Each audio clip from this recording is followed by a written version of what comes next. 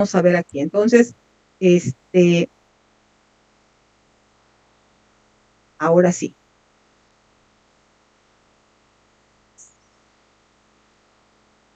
Listo. ¿Sí pueden ver la pantalla? Sí. Perfecto. Entonces platicábamos nosotros de estas histonas, ¿no?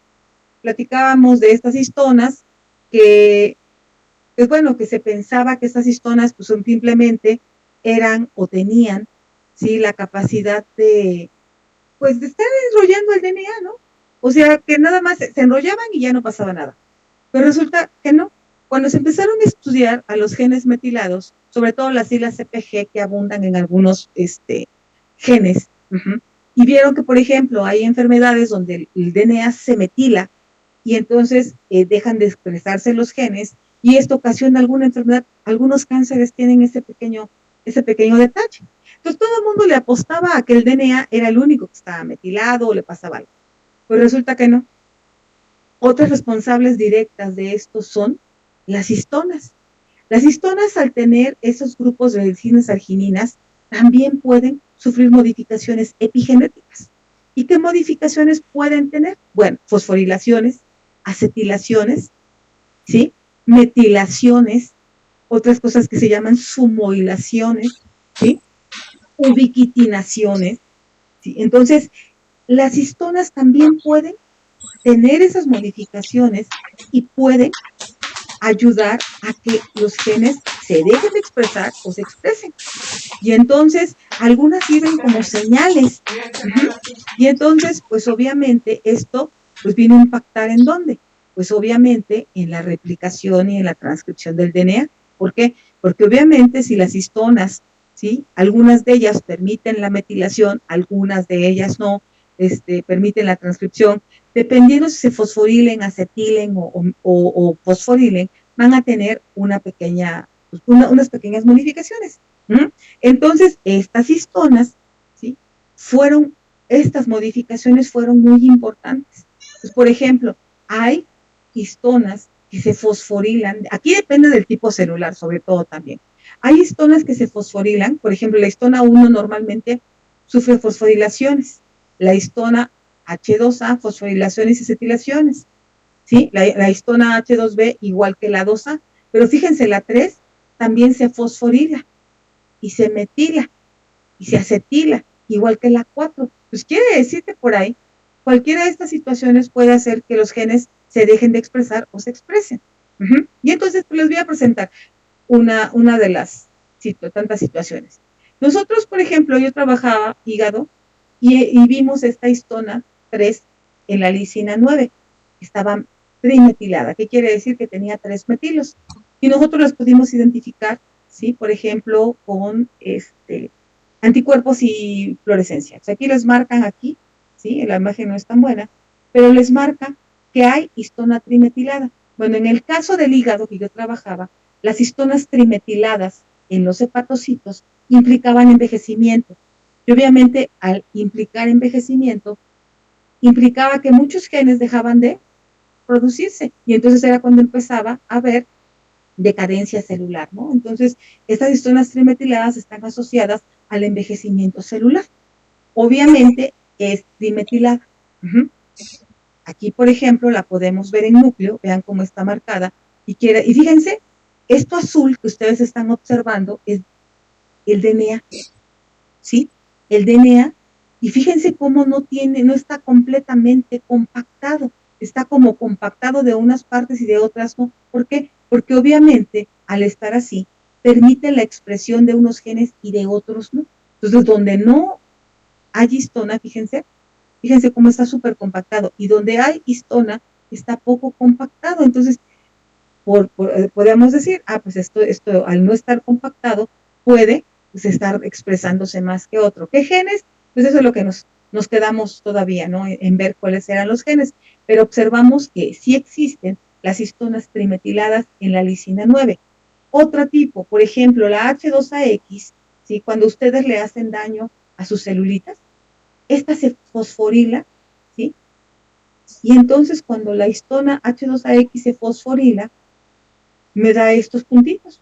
¿sí? Esto nosotros también lo medimos con la histona H2AX, ¿sí? Y entonces vean, todo lo que está punteado de verde son las histonas. Obviamente van a decir ustedes, ¿y esto qué tiene que ver? Ah, bueno, yo trabajaba un carcinógeno. Entonces, obviamente los carcinógenos producen daños al DNA, uh-huh, y producen también, pues, envejecimiento prematuro. Entonces, obviamente, a esta rata que nosotros le inyectamos este carcinógeno, pues le dañaba su DNA. Y estos W10, W14 eran las semanas de tratamiento que se recibían con el carcinógeno. Y vean cómo van aumentando. Ahora, aquí ustedes ven unas celulitas redondas y otras largas. Ah, pues, como el hígado tiene dos tipos celulares, pues obviamente aquí se puede distinguir cuáles sí, cuáles no, ¿no? Entonces vean, estos redondos son hepatocitos, las otras son otras células que no son hepatocitos, y entonces nosotros podíamos ver cómo iba incrementando el daño en los núcleos cuando íbamos nosotros incrementando la dosis o las semanas de tratamiento. Y entonces con esto podíamos corroborar que realmente el carcinógeno pues estaba haciendo daño a las células, ¿no? Aquí está un acercamiento de un núcleo de uno de estos redonditos, ¿sí? Vean cómo está marcado y cómo nosotros podemos ver que las histonas se pueden, en este caso, como es daño al DNA, la histona H2AX se fosforila y entonces la fosforilación implica daño. Uh-huh.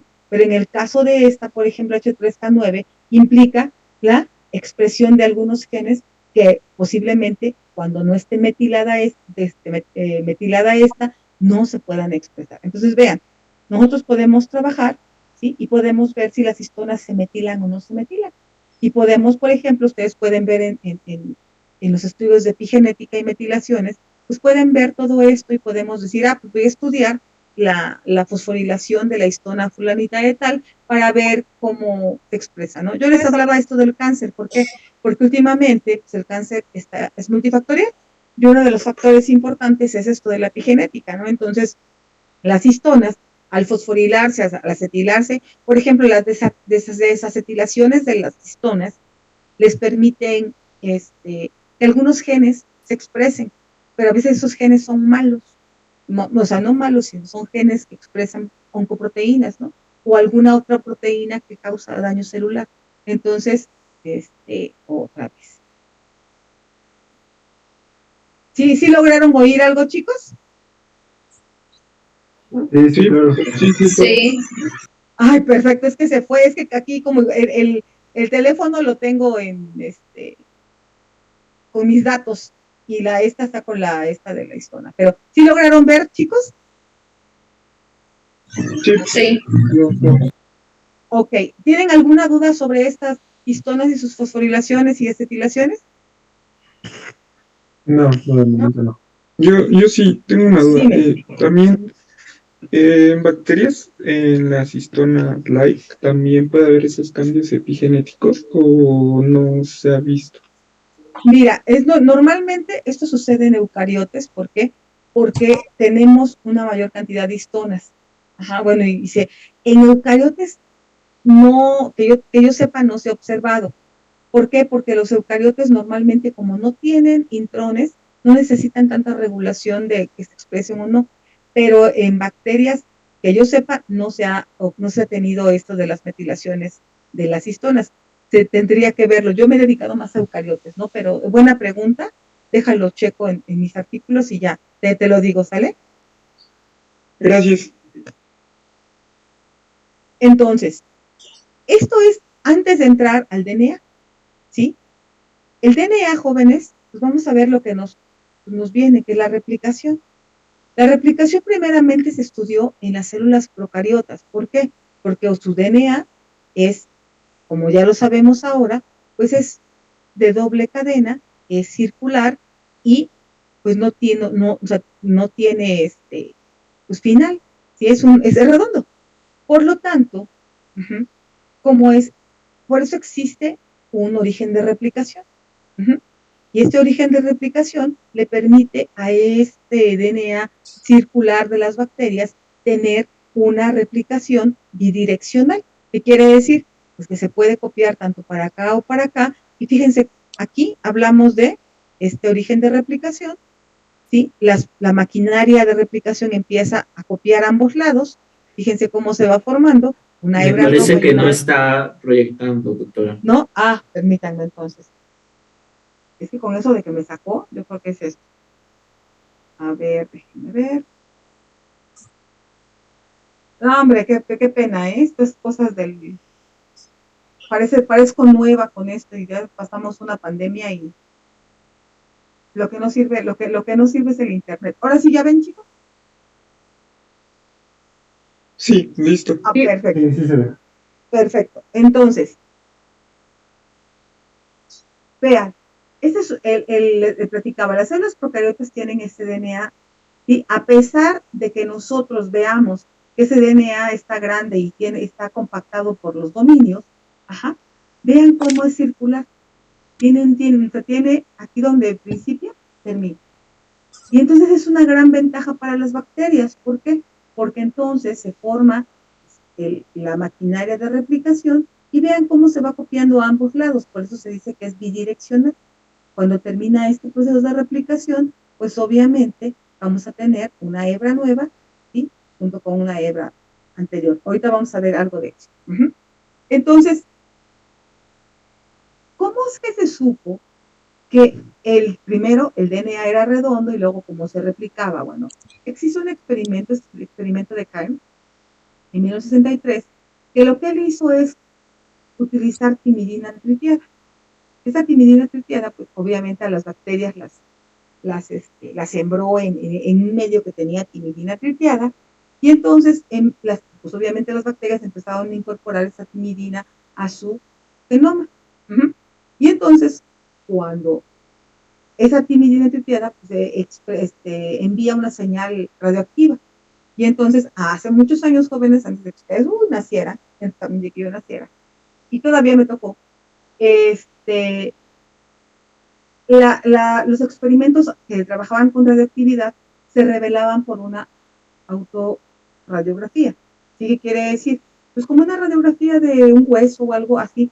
¿Por qué? Porque la parte de la radioactividad pegaba con la placa de plata, y entonces se depositaba la plata, y donde había señal, pues se veían las marquitas en la radiografía, así como cuando ustedes ven una radiografía. A eso se le llama autorradiografía. Entonces, todo lo que se trabajaba con cuestiones radioactivas, que otra vez ya se cerró, se trabajaba con cuestiones radioactivas, pues así pasaba, ¿no? Entonces, se, se revelaba así. Entonces, este experimento trata de que al cultivar estas células, ¿sí? En timidina tritiada, incorporaban a su genoma esta timidina tritiada. Y entonces sembraban, hacían la primera generación y veían cómo se observaba, ¿no? Pues obviamente veían ellos una cadena que solamente era la que tenía la timidina tritiada. Otra generación fue cuando empezaron a ver que esta timidina se incorporaba a la otra cadena. Y entonces ellos empezaron a observar que se veía pues como cuando revelaron la cadena completa, pero esta parte que pues parecía que estaba cortada, ¿no? Y entonces, ¿qué sucedía? Pues es que aquí está sucediendo, pues, ¿qué está pasando? Si hay dos de estas, quiere decir que se está formando una cadena igualita a esta, ¿sí? Y va a formarse la segunda cadena. Y entonces aquí dice una doble cantidad de gránulos, ¿qué quiere decir? Pues quiere decir que estaba una hebra y luego la otra hebra, y que aquí venía el origen de replicación. Y entonces esto les dijo a los investigadores que el DNA procariótico, ¿sí? Era circular primeramente, y que era bidireccional, que se podía copiar tanto de un lado como de otro. Y a esto le llamaron le llamaron esto, que tenía como la letra teta, ¿no? Así lo llamaban. Entonces, este experimento de Cairns les dijo que el DNA era circular y que la replicación era bidireccional. ¿A diferencia de quién? Bueno, los procariotes tenemos muchos orígenes de replicación, ¿sí? No solamente uno como las bacterias. ¿Por qué? Porque nosotros tenemos más genes que los procariotas. Entonces, para poder copiar todo el DNA o poder transcribir un fragmento, necesitamos de tener varios orígenes de replicación o varios lugares que puedan transcribir. Entonces, para la replicación, se forman varias burbujas que se llaman horquillas de replicación. Y aquí, aunque esté marcado así, tristemente no es bidireccional. Nuestra replicación solamente va en un sentido. Aunque aquí les marque las veces que es una mala imagen, por siempre se las pongo para que vean que no todo lo que está en internet es cierto, ¿no? Entonces, esto solamente va en una sola dirección. Por lo tanto, esto ocasiona muchísimos problemas para poder replicar. Ajá. Y entonces, pues vamos a ver, ¿sí?, cómo es que se replica el DNA. ¿Qué es lo que necesito para replicar tanto este como este? Hay algunas cosas que no se van a replicar pues porque no tenemos, hay algunas cosas que son un poquito diferentes en los eucariotas porque los eucariotas tenemos pues algunos genes, bueno, algunos tamaños de DNA que no constituyen ninguna proteína, pero se ha observado que estos lo que hacen es darle identidad a la gente, ¿no? Los intrones, que antes decían que no servían para nada, pues no, ahora sirven como reguladores de algunas expresiones fenotípicas, ¿no? Están más dados a evolución y a diferencias poblacionales, ¿no? Entonces, por ejemplo, todas las pruebas de paternidad y las pruebas de identificación de individuos están basados en PCRs que tienen que ver con la amplificación de intrones, ¿no? Entonces, eso es lo importante, ya les encontraron utilidad, pero pues el organismo todavía no se sabe como para qué 100% funciona, ¿no? Entonces, ¿qué necesito yo para llevar a cabo la replicación? Vamos a verlo una por una y después ya vemos todo en conjunto. Bueno, primero voy a necesitar unas enzimas que se llaman topoisomerasas. Estas topoisomerasas son enzimas que ayudan a liberar la tensión. Cuando nosotros enrollamos el DNA, ya sea plasmídico o bacteriano o eucariótico, el DNA siempre va a tener cierta torsión, va a estar compactado y esa compactación va a hacer que pues no se pueda desenredar fácil. Y entonces necesito de estas topoisomerasas para poder romper, ¿sí?, un fragmentito del DNA y que entonces cuando yo rompo se libere la tensión y me permita introducir toda la maquinaria que ahorita vamos a ver. De las topoisomerasas, su función es romper, ¿sí?, la tensión o liberar la tensión que existe en el DNA para que podamos copiarlo. En este caso, la replicación, vamos a hablar de cuando el DNA se copia a sí mismo. Cuando el DNA, ¿sí?, por ejemplo, cuando vamos a hacer mitosis, ¿sí?, que necesito dividir a la célula, previamente a dividir a la célula, hay que multiplicar el DNA. Entonces, a ese proceso me voy a referir, a cuando yo voy a hacer división celular y necesito duplicar la cantidad de DNA. Entonces, eso se llama replicación. Ustedes van a ver después transcripción y traducción, que son otros dos procesos que tienen que ver más bien con las proteínas. Yo lo que voy a ver ahorita es cómo se copia el DNA. Entonces, tengo yo mis topoisomerasas, pueden ser de dos tipos, la tipo 1 y la tipo 2. Entonces, ¿qué es lo que pasa? Pues bueno, en la tipo 1 vean, ¿sí?, cómo viene esta topoisomerasa y con ayuda de este grupo funcional de la tirosina, pues vamos a ayudarnos a romper, ¿sí?, este enlace.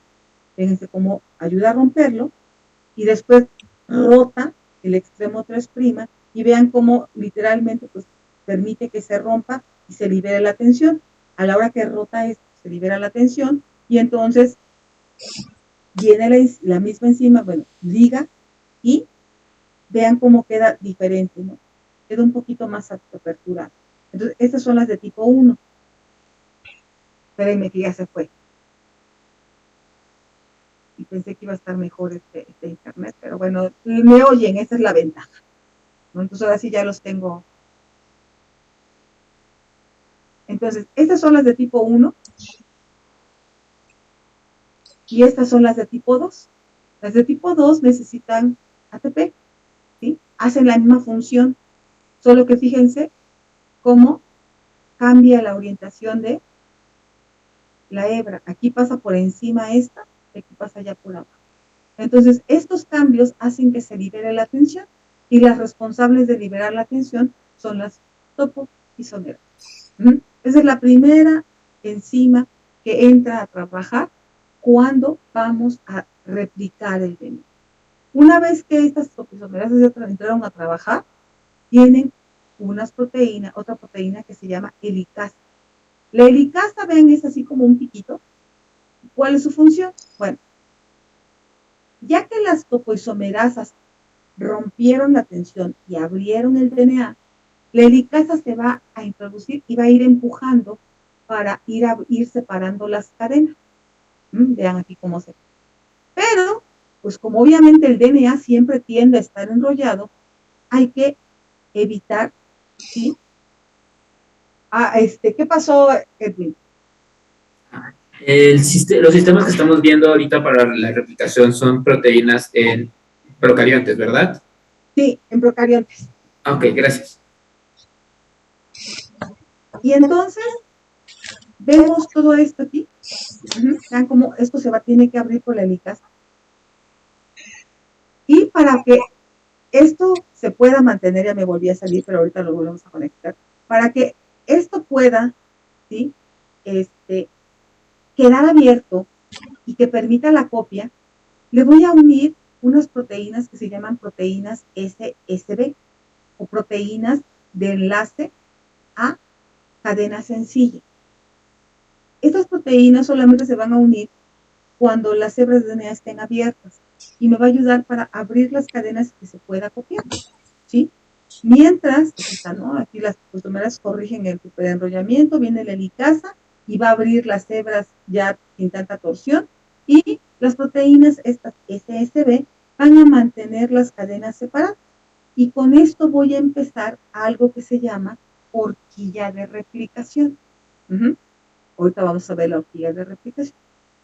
Bueno, una vez que se abrió la cadena y que ya tengo todo eso, fíjense que la enzima, la DNA polimerasa, solamente le gusta la cadena 3', 5' en esa dirección. La dirección 5', 3' no le interesa. Y acuérdense que el DNA, una cadena va en dirección 3', 5' y otra cadena va en dirección 5', 3'. Entonces, y aparte de que le gusta esa dirección, si no hay un hidroxilo libre, pues la DNA polimerasa no copia. Y entonces, ¿cómo le hace? Existe una serie de proteínas que reciben el nombre de primasas, ¿sí? Ahí mal traducido, que son proteínas que lo que hacen es crear un fragmentito de RNA.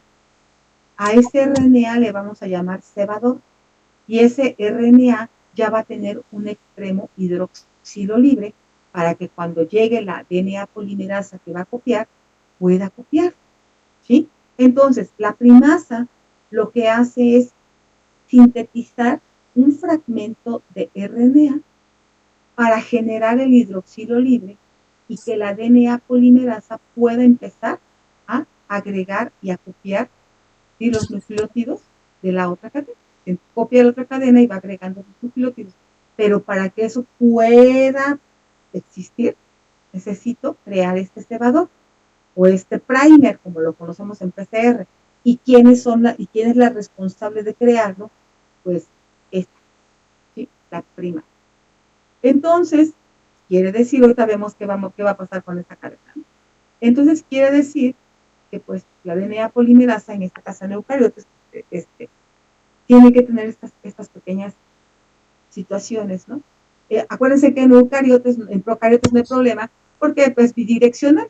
Entonces, donde encuentra el origen de replicación, empieza a replicar y se empieza a abrir. Ocupa topoisomerasas, ocupa la helicasa y ocupa todo eso, pero lo que no ocupa es la primasa, porque esa DNA polimerasa no necesita el primer. Entonces vean cómo tengo esta cadena y necesito el primer, ¿sí?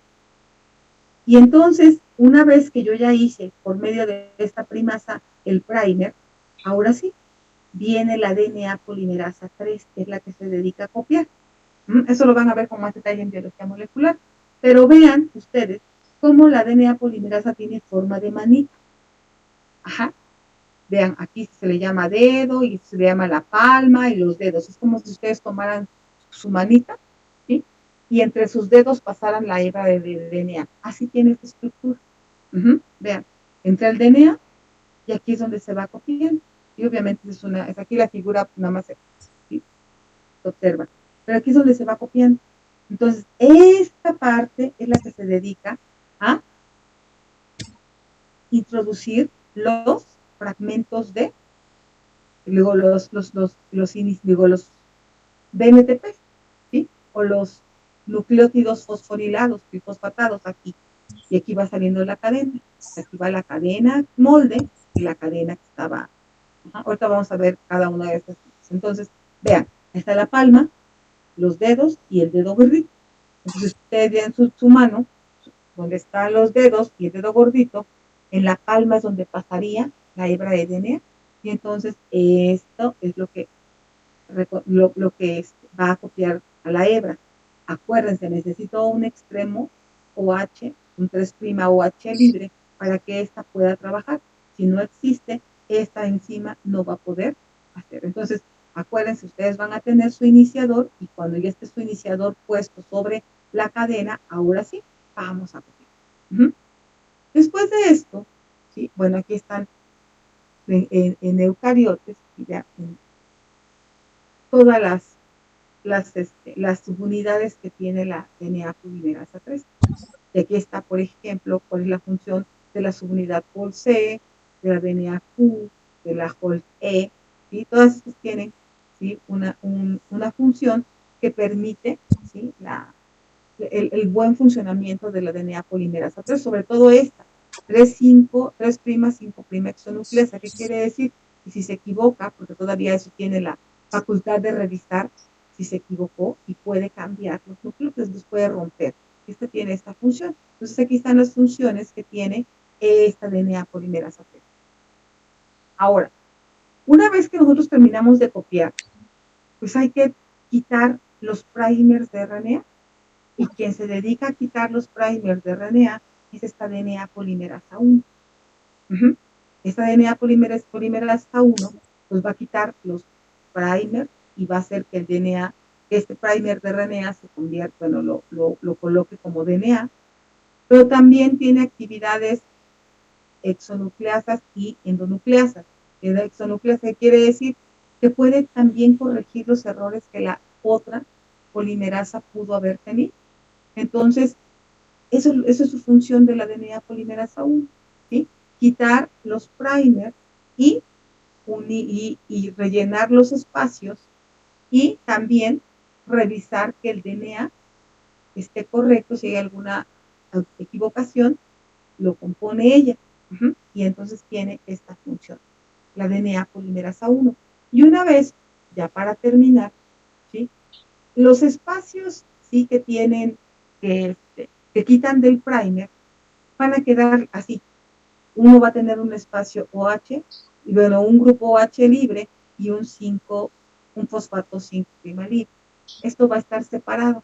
Por lo tanto, la DNA ligasa lo que va a hacer es unir estos grupos funcionales para que entonces la cadena quede sin ninguna mella y la cadena quede completa, ¿sí? Porque cuando nosotros quitamos este primer, ya lo rellenó la DNA polimerasa 1, pero este va a quedar separado de este DNA. Entonces, ¿qué va a pasar? Pues obviamente hay que unirlo. ¿Y quién se dedica a unirlo? La DNA ligasa. Y estas son todas las enzimas que participan en este proceso de replicación. Ahora, vean todo esto. Nosotros tenemos aquí una hebra de DNA. Vean, aquí está la topoisomerasa aquí está la helicasa que se dedica a abrir, ¿sí? La cadena, las proteínas SCCB que les decía que aperturan el DNA. Y esta primasa, que es la que va a ser el iniciador o el cebador o el primer de RNA para que comience a copiar la DNA polimerasa. Aquí está DNA polimerasa y la helicasa y todo. Pero resulta que, ¿se acuerdan que les comentaba que la DNA polimerasa solamente le gusta la dirección 3, 5'? La otra dirección 5', 3' no le gusta. ¿Y entonces qué va a pasar? Bueno, resulta que una de las cadenas, la que tiene la dirección correcta, se le llama cadena directa. Porque si se fijan en esta diapositiva, no hay problema. Se va copiando tranquilamente y sigue el orden. Pero esta de aquí, que tiene la dirección contraria, hay que copiarla por pedacitos. ¿Por qué? Porque lo que hace la enzima, bueno, ¿cómo resolvió, sí? ¿Cómo resolvió nuestro sistema el hecho de que una va en una dirección, otra va en otra dirección, pero pues, si fuera bidireccional, pues no hubiera problema, porque se copiaría tranquilamente. Pero esta es de una sola dirección, es unidireccional, y esta cadena se tiene que copiar al mismo tiempo que la cadena que no tiene la preferencia de la DNA polimerasa. Entonces, ¿qué es lo que sucede? Bueno, resulta que se forma, que lo que se hace es que esta hebra, una de las hebras, ¿sí?, hace como una S. A ver si aquí se ve. Miren, aquí vamos a ver. ¿Sí? Hagan de cuenta que esta es la cadena directa. Vean cómo va de 3', 5' y va copiándose pues bien, pero esta no. ¿Sí? Esta lleva una dirección contraria. Entonces, ¿qué es lo que hace? Pues obviamente hace como una horquilla pequeña, y cuando hace esa horquilla, una parte del DNA queda en la dirección 3', 5'. Y entonces es cuando la pobre enzima empieza a copiar rápidamente, pero obviamente tiene que formar un cebador por cada vez que se va enrollando y quedando en la dirección contraria. Lo que quiere decir que esta hebra, ¿sí?, se va copiando por pedacitos, por fragmentos, que se llaman fragmentos de Okazaki, ¿sí? Y entonces estos fragmentos, ¿sí?, hay que unirlos, hay que pues quitar los primers. Vean, esta no tiene problema, solamente tiene un primer y va tranquilamente copiándose, pero esta no, porque la dirección es diferente. Entonces, si yo hago como un doblez sobre esto, una parte me va a quedar en la dirección 3', 5', que es la que va a copiar, ¿sí? Pero cada vez que copia, va a generar un primer y va a copiar. Entonces, esta hebra, pues, en lo que se dobla, en lo que forma la horquilla, en lo que forma el primer y en lo que se copia, va muy lento. Se llama cadena discontinua o cadena retardada, ¿sí? Y entonces, esta es la otra cadena que ocasiona problemas para copiarse. Pero no puedo hacer nada porque las dos tienen que ir a la par, ¿eh? Las dos se copian. Entonces, una se copia directa y otra se copia por fragmentos que reciben el nombre de fragmentos de Okazaki. Y entonces, como está aquí, esos fragmentos de Okazaki, vean cómo quedan, ¿sí? Se van formando por pedacitos. ¿Qué es lo que pasa? Bueno, va a venir una DNA ligasa, una DNA polimerasa 1, y va a quitar todos los primers, ¿sí?, y va a rellenar esos espacios que van a quedar, y la DNA ligasa va a unirlos, y es la manera en cómo queda esta cadena con esta cadena iguales. Pero obviamente, la que lleva la dirección 3', 5' es la que se copia directa. La que lleva la dirección 5', 3' es la que se copia por fragmentos, ¿sí?, que se llaman fragmentos de Okazaki, y que a esta cadena se le llama cadena retardada o discontinua, porque no va al mismo tiempo. Pero al final de cuentas, todo el DNA debe copiarse íntegro. Por eso es que luego esta cadena, si se fijan, luego cuando vean transcripción, la cadena que normalmente se ocupa pues es esta para la transcripción. Esta casi no, la de 5', 3'. Pero esta es la que se copia por fragmentos. Aquí, por ejemplo, les habla de la cadena nueva y la cadena vieja. Entonces, una vez que todo esto se forma, bueno, una vez que todo esto ya queda sin los fragmentos de Okazaki y que ya queda lineal, pues obviamente se separan y ya puedo tener el doble de DNA. Entonces, para que esta cadena quede completa, quedamos, pues obviamente tiene que enrollarse, ¿sí? Hagan de cuenta, si tienen por ahí cerquita un hilito, ¿sí? O esta cadena, cuando ustedes la doblan, una fracción queda en dirección 3', 5' y es la que se copia. Y cada una necesita un primer o iniciador. Por eso es que queda por pedacitos. Entonces, ¿dónde tiene más trabajo la DNA polimerasa 1? Aquí, porque todos los fragmentos de Okazaki los tiene que tiene que llenar ese primer que quedó ahí y luego unir todos los pedacitos que se hicieron, ¿sí? La DNA ligasa, ¿sí? Y ver que no se haya equivocado la enzima y entonces obviamente esta es la parte más complicada de la replicación, ¿no? Aquí les pongo otra esquematización, ¿sí? Y, por ejemplo, en procariotes esto es lo más sencillo, pero para los DNA de eucariotes, a veces existen otro tipo de sistemas, por ejemplo, este sistema PES-DNA, que se dedica a revisar también que el DNA no vaya con errores. Y, por ejemplo, cuando tienen un daño al DNA, esta proteína PES-DNA incrementa su expresión. ¿Por qué? Porque dice que el DNA está dañado. Entonces, vean, tienen otro tipo de estructuras que lo que ayudan es a formar el primer, ¿sí? A revisar que este DNA no quede con algún daño. Y bueno, ¿hay alguna duda hasta aquí? No, de mi parte no, doctora. Ok. Entonces, nosotros, ¿sí? Tenemos un problema con la replicación en eucariotes. Resulta, ¿sí? Que como obviamente nosotros tenemos nuestro DNA ahorita me regreso a la otra. Como nosotros tenemos fragmentos de DNA en los cromosomas, este DNA se va copiando. Pero tristemente, el final del cromosoma luego ya no se copia. Y bueno, me voy a regresar tantito acá. Nosotros cuando tenemos los cromosomas, eso es lo que se va a ir copiando, el DNA que está aquí.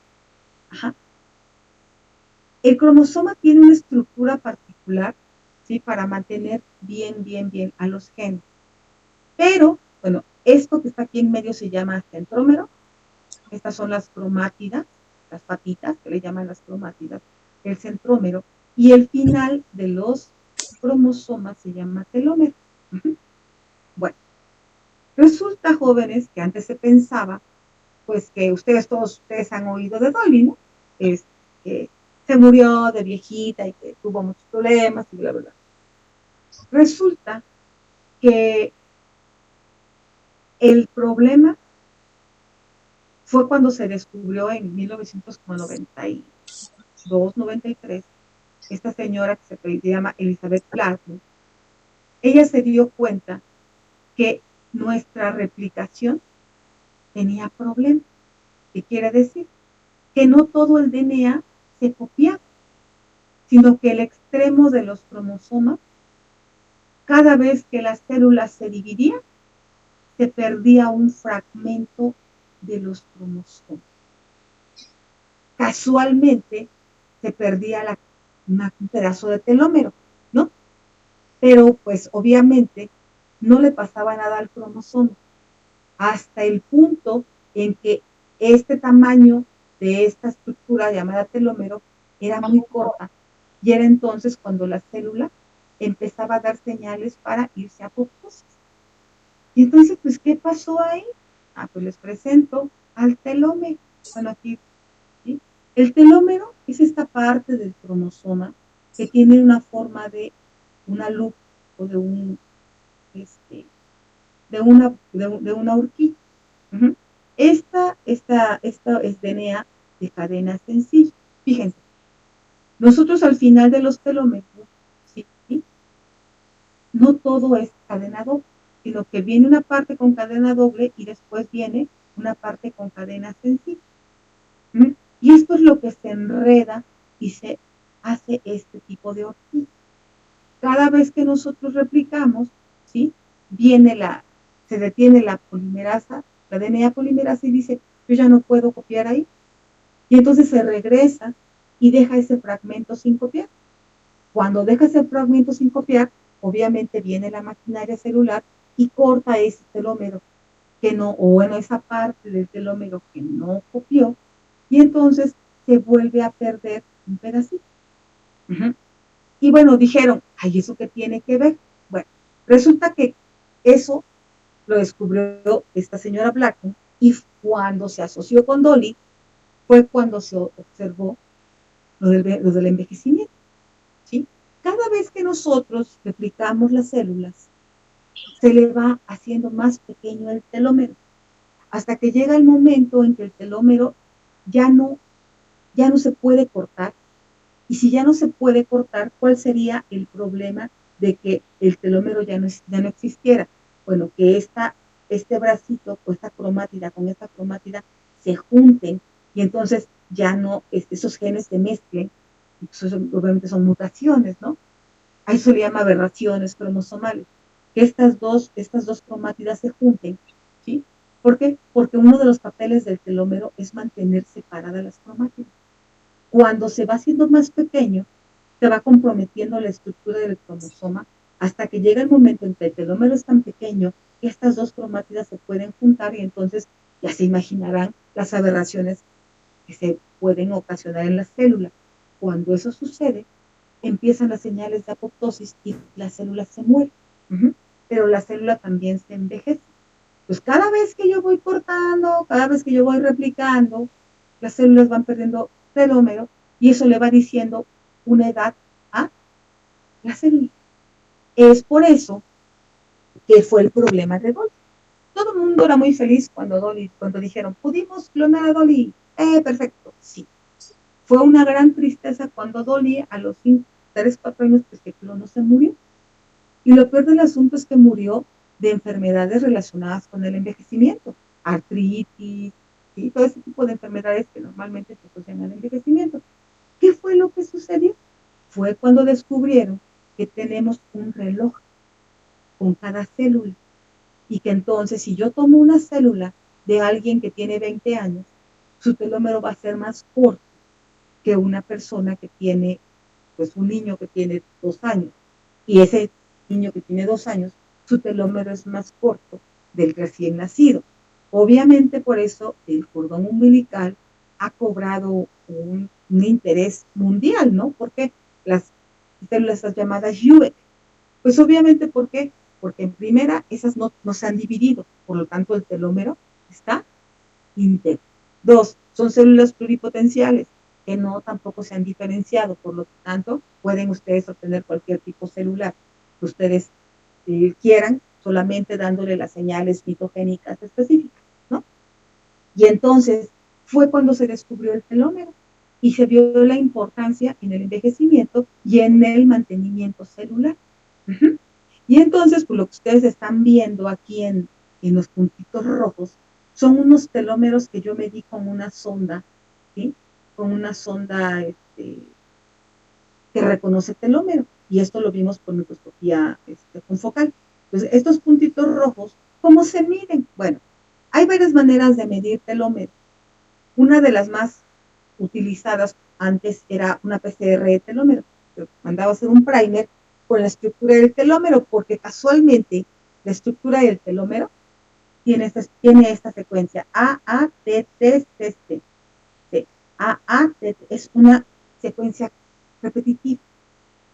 Entonces ustedes pueden mandar a hacer una sonda con esa secuencia repetitiva o un primer y podían medir cuántas veces se replicaba, o cuántas veces o cuántos productos se obtenían y podían ver si había o no el telómero acortado. Pero esto fue, bueno, era un poco muy, pues a veces no se pueden identificar realmente los caminos de los telómeros. Y entonces ahora lo que se hace es que se hace con endoscopía confocal. Y por ejemplo, si hay telómero muy íntegro, se va a ver un punto como estos muy marcado. Si no hay, empieza a disminuir la fluorescencia, ¿no? Que también tiene ahí por esos parámetros, decir, ahí, y cómo, si le muevo el brillo o si le hago esto, no, pero bueno, esto se mete en un programa de imagen, se mide por densitometría la fluorescencia, y entonces se puede determinar qué células tienen el telómero más corto que otras, ¿no? Esto es una prueba de primero que funcionara que funcionara la sonda, que de veras reconociera esto, y pues hace una hibridación in situ y ustedes lo pueden meter, ¿no? Y entonces, pues obviamente se encontró que los eucariotes tenemos este problema en la replicación, cosa que los procariotes no tienen, ¿no? Los procariotes no envejecen, nosotros sí. ¿Por qué? Porque este error de la replicación, ¿sí?, es la presencia del telómero. Ahora, existe una enzima que se llama telomerasa. Esta telomerasa, ¿sí?, lo que hace es que no impide que el telómero se acorte. Y obviamente, pues lo tienen algunos animales, por ejemplo, aquellos que pueden hacer regeneración de sus órganos, por ejemplo, los reptiles, ¿sí? Y, por ejemplo, hay algunos otros animalitos que estaban estudiando para ver esto, ¿no? ¿Por qué? Porque la presencia de telomerasa, que es lo que ustedes están viendo aquí, no permite que el telómero se acorte. Y entonces dicen, ah, pues qué padre, ¿no? Sí, el problema es que se ha observado que en algunos cánceres se inmortalizan porque esta telomerasa está presente. Entonces todo es problema, ¿no? O sea, si no tenemos telómero, nos hacemos viejos, las células se mueren. Si no tenemos, si tenemos mucha telomerasa que me va a ayudar a que no se corte mi telómero, puede llegar el punto en que las células se hacen inmortales y entonces ahora, pues, ¿cómo le hago, no? Entonces, esto, la regulación, ¿sí?, es lo que hace que nosotros seamos los seres humanos que somos, ¿no? Entonces, obviamente, por eso vamos envejeciendo. Obviamente, mis células tienen un telómero más corto que las suyas, ¿sí? Y entonces, este es uno de los errores o los problemas de replicación en eucariotes que los procariotes no tienen.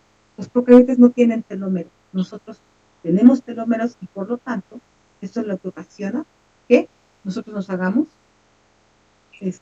o vayamos perdiendo la vitalidad, ¿no? Ahora, esto es conforme a la edad, ¿no? Y existe este artículo que se llama Hallmark del envejecimiento, que este es un artículo que está basado en otro artículo que se llama The Hallmarks of Cancer, que ya salió varios, una actualización de ese, ¿no? Que el primero fue en el 2000 y ahora en el 2022 salió la actualización de ese Hallmarks of Cancer. Pero hay así como las huellas del envejecimiento, ¿qué es lo que ocasiona que uno envejezca? Si ustedes ven esto y comparan con cáncer, van a ver casi lo mismo, ¿sí? Solo que en el cáncer, pues algo más se desregula y por lo tanto, por eso suceden las cosas. Pero el envejecimiento y el cáncer tienen caminos muy similares, ¿no? Y entonces, vean, ¿por qué nos hacemos, dice esto, por qué envejecemos? Porque obviamente vamos a tener inestabilidad genómica. Ya vimos que las enzimas se coordinan para poder trabajarlas, ¿no? Cambios epigenéticos, hablamos de las histonas, ¿no? Entonces, a lo mejor hay algunas histonas que no estaban metiladas y se metilan o se desmetilan o se acetilan o se desacetilan, ¿sí? Pérdida de las proteínas, pues que de repente la célula ya no sabe si tiene alimento o no, ¿sí? Disfunciones mitocondriales, y esto que se llama senescencia celular, ahorita vamos a ver qué es un poquito, ¿sí? Y se acaban las células stem cell y la comunicación entre células se altera, y entonces todo esto ocasiona que nosotros envejezcamos. Por eso es que hay enfermedades asociadas al envejecimiento, ¿no? empieza a haber inestabilidad genómica y por lo tanto, pues a la hora de que ya no se replica bien o ya no se transcribe bien, pues nos puede generar una enfermedad, ¿no? Entonces, eso es lo que ocasiona el envejecimiento. Y si se fijan, pues una de las cosas pues, es el acortamiento del telómero. Uh-huh. Y entonces, quedamos en que el acortamiento del telómero nos va diciendo pues que las células se van haciendo viejitas y que entonces pues se van a ir muriendo. Pues aunado todavía a lo que acabamos de ver, que está pues mal el telómero, hay veces que las células no entran en apoptosis. ¿Mm? Y entonces las células se quedan pasmadas ahí entre que viven y no se van a apoptosis, se quedan en el stand-by. Ya no se dividen, porque ya no pueden dividirse porque el telómero está cortado. Pues ya el proceso de replicación ya no se va a llevar a cabo. Pero dice la célula, no me quiero morir, yo me quiero quedar aquí. Es una célula viejita que quiere quedar ahí. Y entonces esa célula viejita ya no se va a dividir, pero sí va a seguir produciendo todo lo que la célula produce, dependiendo del órgano en el que esté, ¿no? Y entonces a ese proceso, donde la célula no se muere, pero tampoco se replica, que le llamamos senescencia celular. Y ahora ha tomado mucho auge porque se dice que este fenómeno biológico lo que hace es que incrementen enfermedades. Ajá. ¿Por qué? Porque fíjense, esta célula no está muerta, pero tampoco se divide. Sigue generando algunos, y por ejemplo en el caso del hígado, algunos factores de crecimiento. Y si hay una célula por ahí cancerosa, esta célula cancerosa se ha observado que cuando se asocia con células senescentes, favorecen el crecimiento de los tumores. Y entonces se empiezan a rodear de estas células y el tumor empieza a protegerse. ¿Por qué? Porque si yo le quiero a veces meter quimioterapia a las células, pues estas células crean sustancias o enzimas que rompen a las quimioterapias, a los fármacos de quimioterapia, y no impiden que ingrese al tumor. Y entonces se habla de cánceres ahora más agresivos. ¿Sí? No es que sean más agresivos, es simplemente que tienen sus guardaespaldas que impiden que las dañe el fármaco. ¿Sí? Y entonces, este tipo de... bueno, eso es en el caso del cáncer, pero en el caso de la diabetes también se ha observado que en algunos órganos estas células permiten, ¿sí? O más bien impiden que las células jóvenes se dividan y estas empiezan a proliferar. Entonces, un hígado o un órgano con células que ya no se dividen y nada más están generando productos, pues obviamente es un órgano envejecido. Y entonces ahora a ese envejecimiento le llaman envejecimiento, ¿sí? Metabólico. Es un envejecimiento que se da en órganos. Ustedes pueden tener 20 años, 25, ajá, pero esa es su edad cronológica. Pero su edad metabólica puede variar dependiendo de cuántas células de este tipo estén presentes en ese órgano. Se ha observado en personas que tienen 30, 40 años de edad con órganos de una persona de 60, de 70 años. ¿Qué es lo que pasa? Pues obviamente ahora los aditivos, nuestra alimentación, el ambiente, todo tóxico, ocasiona eso. Y entonces, esta senescencia celular es ahora parte de una de las características del cáncer, cosa que antes no se había visto.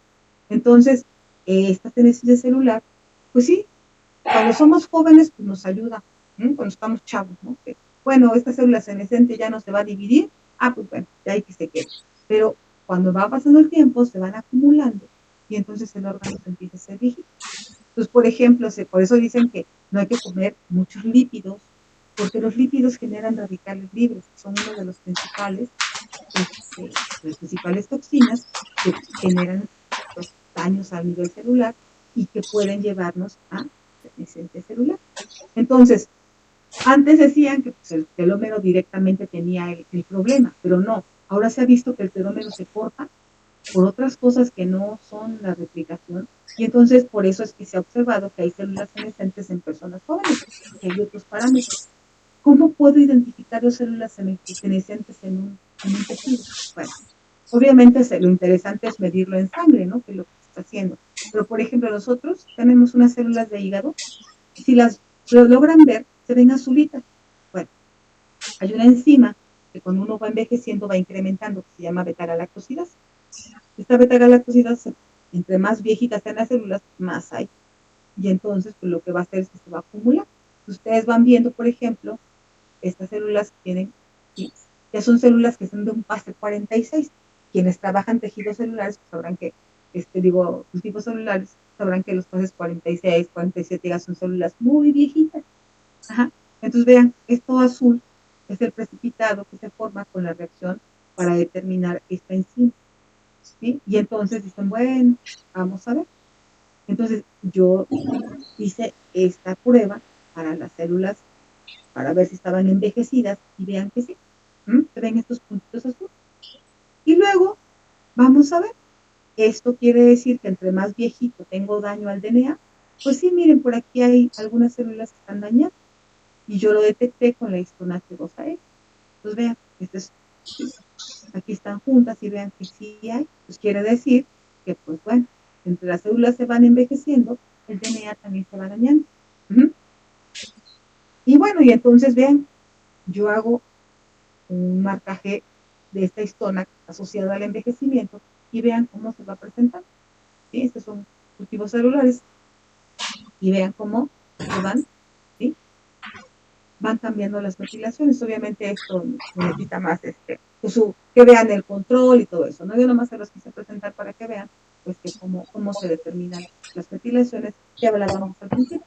Y entonces vean cómo yo las puedo determinar, vean a esta célula, ¿sí? Lo azul normalmente es marcaje para DNA, lo verde es el marcaje para las metilaciones, y aquí le hacemos pues lo que le llaman la sobreposición o merge, y vemos cómo está esta célula.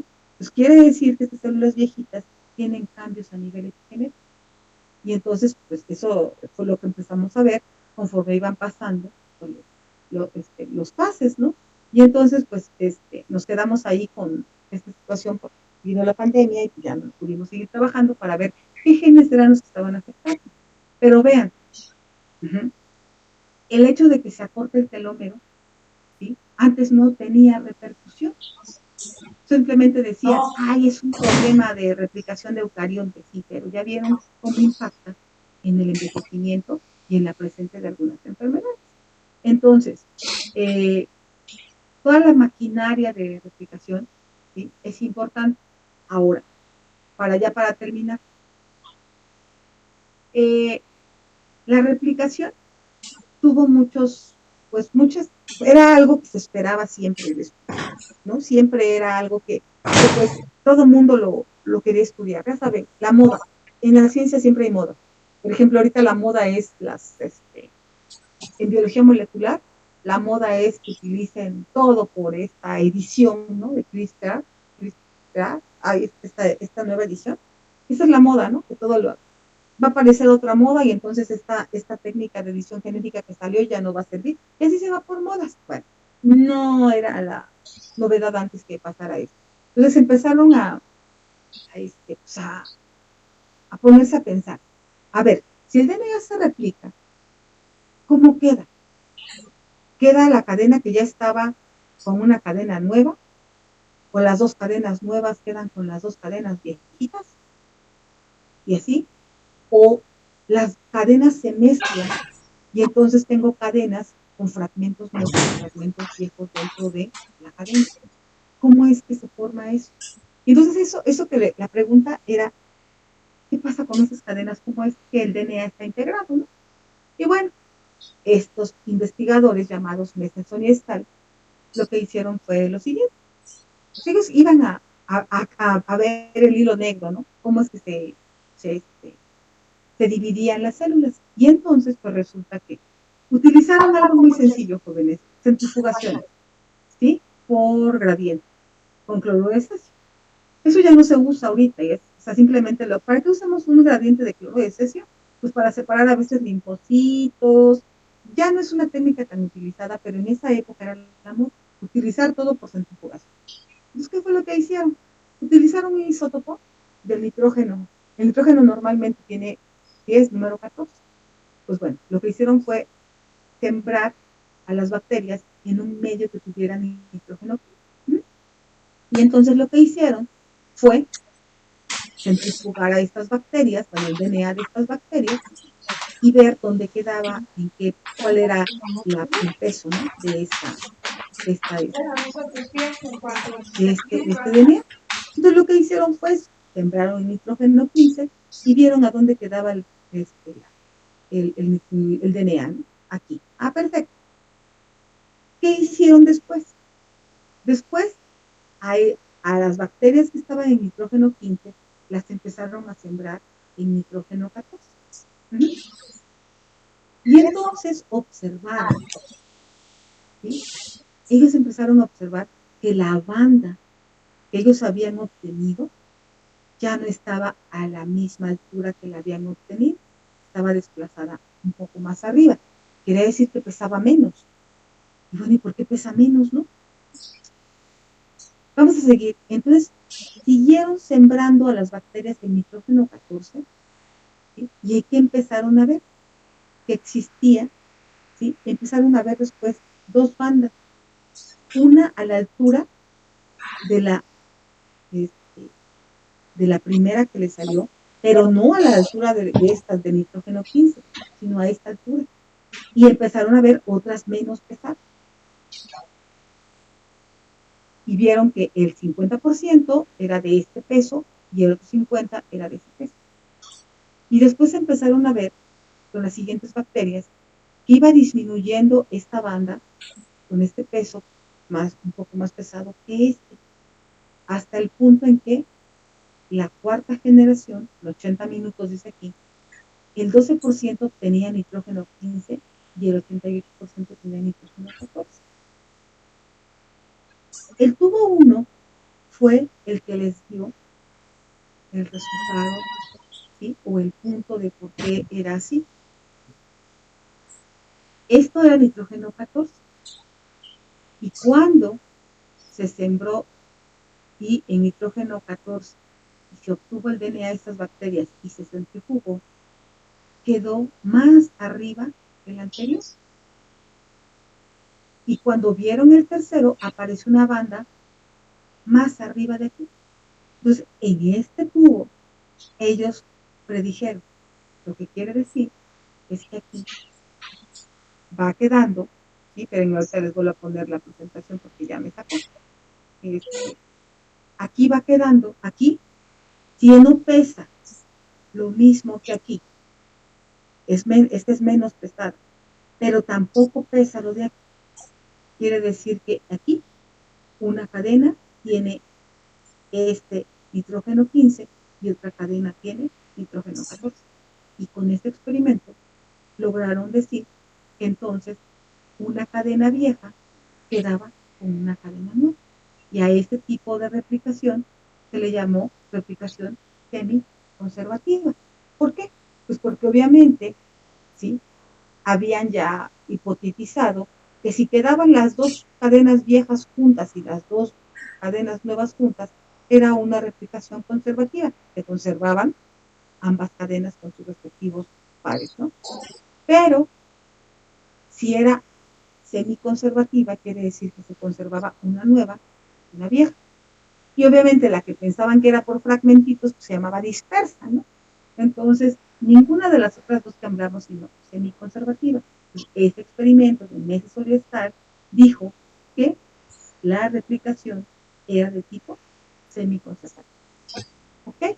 Y entonces, este experimento tan facilito, con una centrífuga y todo el cesio, les dio un premio Nobel. Esto fue en 1957 cuando se empezó a trabajar sobre si era conservativa o no conservativa. Entonces, ¿tienen alguna duda hasta acá, jóvenes? No, pues. No, de mi parte tampoco. ¿Nada? ¿Ninguna? Yo, doctora, de la cadena Dime. retardada, A ver, dime. ¿es alguna proteína la que gira la cadena para que pueda ser leída? Es el mismo sistema de la horquilla. Las mismas proteínas que copia son las que ayudan a hacer esa porción. Ok, doctora. Y mi otra pregunta era de este acortamiento de telómeros Ajá. en la meiosis. En la meiosis, acuérdate que ahí no, las células no se dividen constantemente. Por ejemplo, se quedan en un estadio y ya en ese estadio es cuando se quedan con un tamaño de telómero determinado. Eso sucede durante cuando se genera, o esto sucede cuando este, esto sucede cuando este, se divide constantemente la célula. Uh-huh. Por ejemplo, en los epitelios. ¿Sí? En los epitelios que se dividen constantemente es cuando se tiene este problema. En la meiosis no. Acuérdate que solamente se van dividiendo, por ejemplo, los ovocitos se dividen una vez, luego entran a la meiosis 2 y entonces se quedan en un estado ya con un telómero, con un tamaño de telómero normal. Ajá. Y entonces ellos no se replican, no se dividen, simplemente pues ya permanecen en un estadio, ya que les daña el DNA, ¿no? O por ejemplo, los que pueden sufrir algún problema, no de telómeros, sino de mutaciones, que son los espermatozoides, porque ellos sí se generan con mucho más, muchas más veces, ¿no? Pero no, normalmente en la meiosis no sucede esto de la senescencia celular. Muchas gracias, doctora. ¿Alguien más, jóvenes?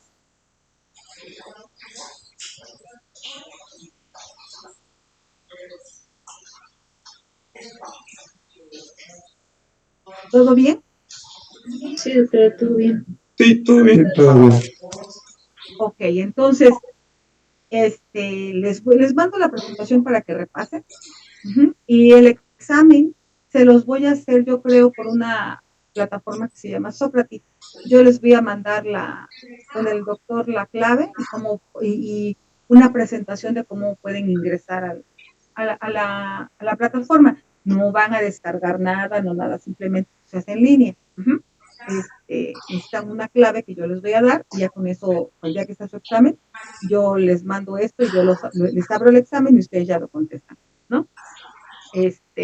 ¿Y cuándo tienen examen? Mañana, doctora. No, de este tema sería hasta el próximo viernes 20. Ok, para que yo esté al pendiente, ¿no?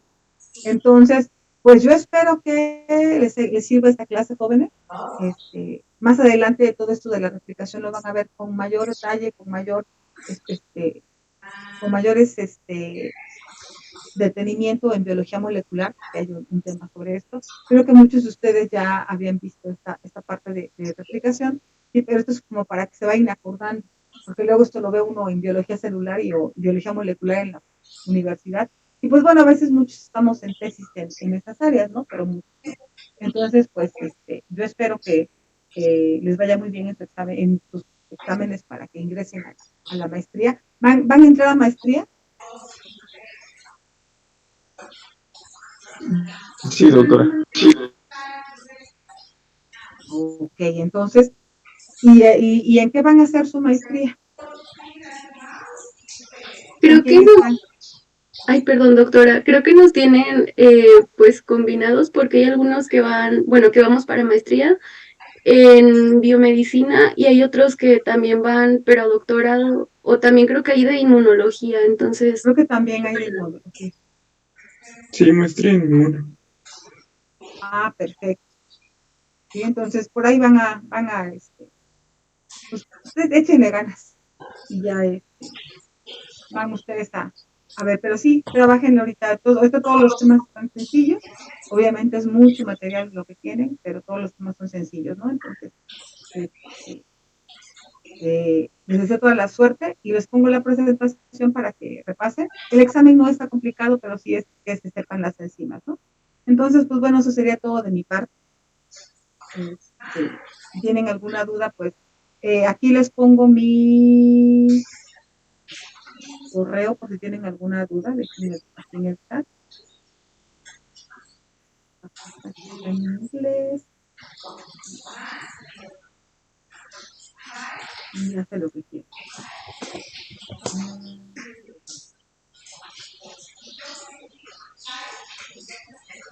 Hace lo que quiere, pero bueno.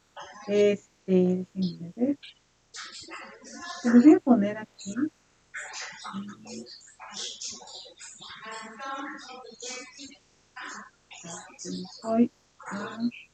¿Están viendo mi pantalla? Sí. Sí. Ah, ok. Entonces se los voy a poner aquí para que lo que, porque no sé por qué no puedo abrir el chat. Entonces,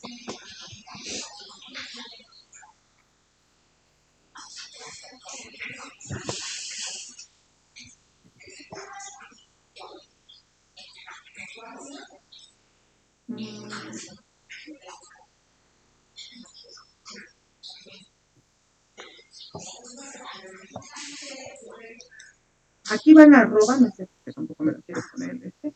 Entonces es rabigail arroba gmail.com. Y aquí va el arroba, no sé por qué no me lo quiero.